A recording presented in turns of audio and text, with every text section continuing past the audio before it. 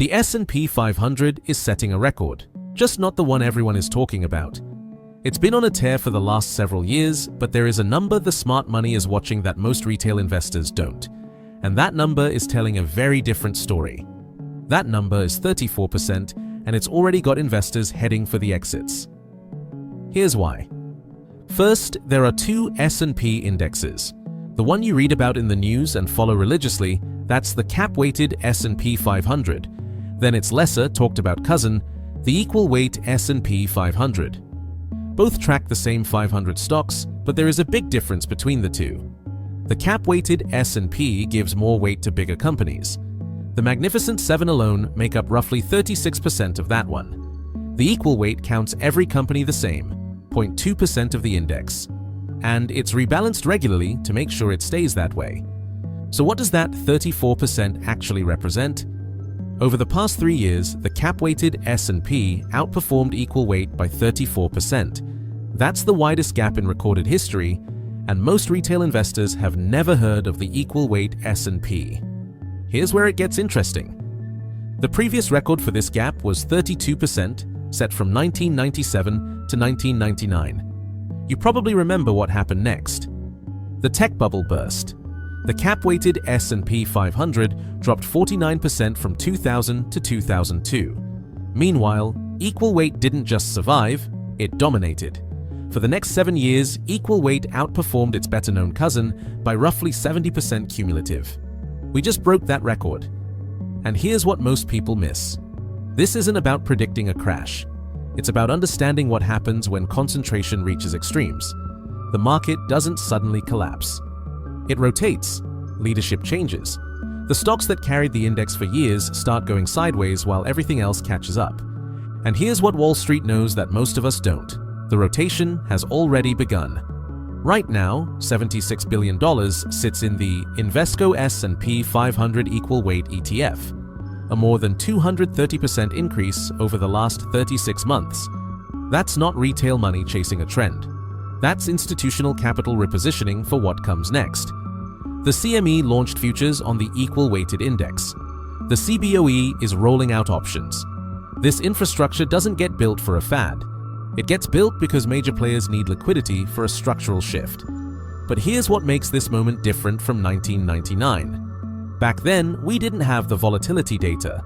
We didn't have the real-time signals showing exactly how dangerous the cap-weighted S&P had become. Now we do, and those signals are screaming something most investors aren't prepared for. So what's actually driving this 34% gap? Two forces, and understanding them changes how you think about the next several years. Force number 1, concentration risk has never been higher. Right now, the top 7 stocks in the cap-weighted S&P make up around 36% of the entire index. Nvidia by itself contributes roughly 7%. Let that sink in. 7 companies out of 500 control more than a third of where your money goes if you own a cap-weighted S&P fund. The last time we saw concentration anywhere near this level was the 1960s. During the 1999 tech bubble, the top 10 stocks in the index peaked at 25%. Over the past 2 to 3 decades, a healthy concentration level sits around 17.5%. We're not just above that baseline, we've doubled it. If you own the S&P 500, you don't own 500 diversified companies. You own a leveraged bet on 7 mega-cap tech stocks with 493 smaller positions mixed in. That's not diversification, that's concentration masquerading as safety. And here's where it gets even more revealing. The cap-weighted S&P 500 now has a 50% overlap with popular growth funds, 50%. The index that's supposed to be your balanced core portfolio exposure is now tilted so heavily toward growth that it basically mirrors a dedicated growth strategy. The median stock in the cap-weighted S&P returned 6 to 8% over the past 3 years. The index itself returned 45%. That gap tells you everything. The index gains aren't coming from broad earnings strength. They're coming from 7 stocks doing all the heavy lifting while the other 493 tread water.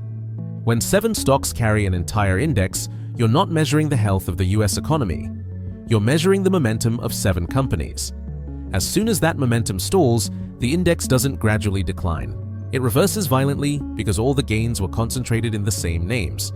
We saw this in 2022. When the Magnificent Seven corrected, the S&P didn't ease down. It plunged. That's concentration risk in action. Force number 2, the volatility inversion nobody's watching. Now here's the part that should worry anyone holding the cap-weighted S&P 500 right now. The cap-weighted S&P is currently more volatile than its equal-weighted cousin. That's not supposed to happen. Historically, equal weight runs about 1% higher in volatility than the cap-weighted S&P. Equal weight tilts towards smaller companies and value stocks, which naturally create more price swings. The cap-weighted S&P, dominated by massive liquid megacaps, should be the stable one. Right now, it's reversed. The cap-weighted S&P 500 has become riskier than a basket of small caps. And here's what that inversion tells you. Concentration has made the index fragile. When 36% of your index sits in 7 stocks, any rotation out of those names creates outsized volatility. If Apple has a bad quarter, the index doesn't just dip, it lurches. If Nvidia faces margin pressure, the S&P doesn't adjust smoothly. It gaps down. The concentration that drove gains on the way up creates whiplash on the way down. And here's the part hiding in plain sight. This volatility inversion has only happened a handful of times in history. Each time, it preceded prolonged equal-weight outperformance. The market was saying that concentration had reached unsustainable levels. Most investors ignored it. The ones who paid attention repositioned early and rode several years of equal-weight dominance. But here's what makes this signal even more powerful. Equal weight is now trading at a 25% valuation discount to the cap-weighted S&P 500. 25%. The price-to-earnings ratio for equal weight sits a quarter below the cap-weighted index. Historically, that gap reverts to parity. It always does. And when it reverts, equal weight doesn't just catch up, it overshoots. You've got the widest concentration in 60 years, creating significant volatility in the cap-weighted S&P, while equal weight sits 25% cheaper and several percent less volatile. The market is screaming that cap-weighted S&P has become the riskier bet, yet almost every retail investor is still piling into the same 7 names that drove the last 3 years of gains. And here's what the smart money knows. When these two forces converge, when concentration peaks and volatility inverts, the market doesn't wait for a catalyst. It rotates. Sometimes it takes 6 months. Sometimes it takes 2 years. But the rotation is mechanical. Capital moves from overvalued concentrated names into undervalued diversified exposure, and once it starts, it compounds for years. The $76 billion in equal weight strategies isn't speculative capital. It's positioning capital.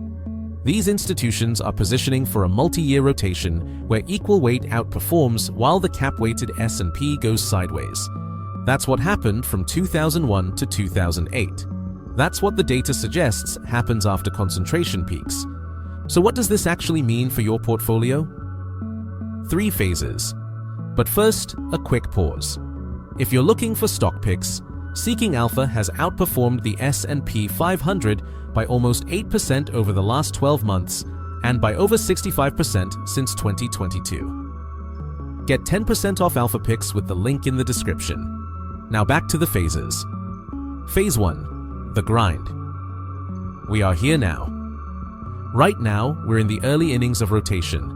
The cap-weighted S&P is still hitting new highs, but the gains are getting thinner. The equal-weighted version is starting to catch up, but most investors haven't noticed yet.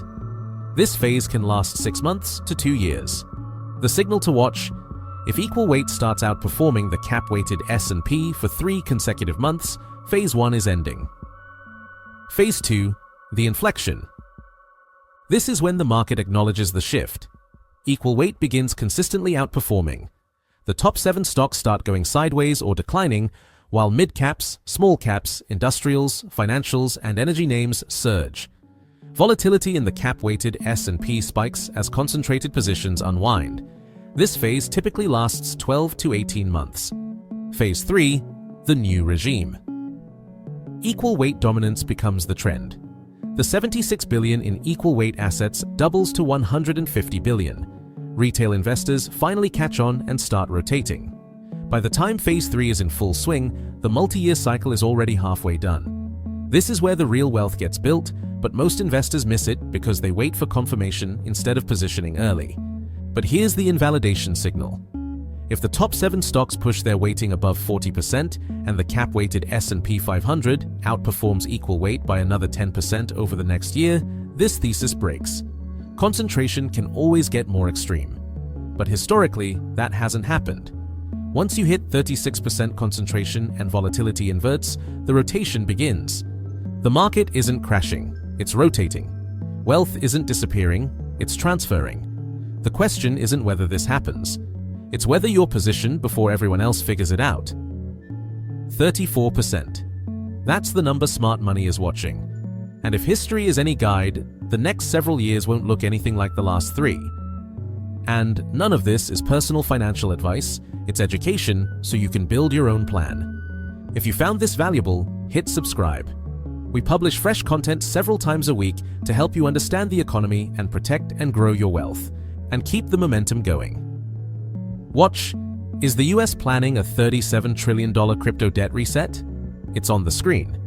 In the description, you'll find links for 10% off alpha picks. You'll also see a link to my Wealth Builders Blueprint, a large collection of resources you can use to grow your wealth. I also included a link to Zacks Confidential, a more economical alternative to alpha picks. Check them out. Thanks for watching. See you on the next one.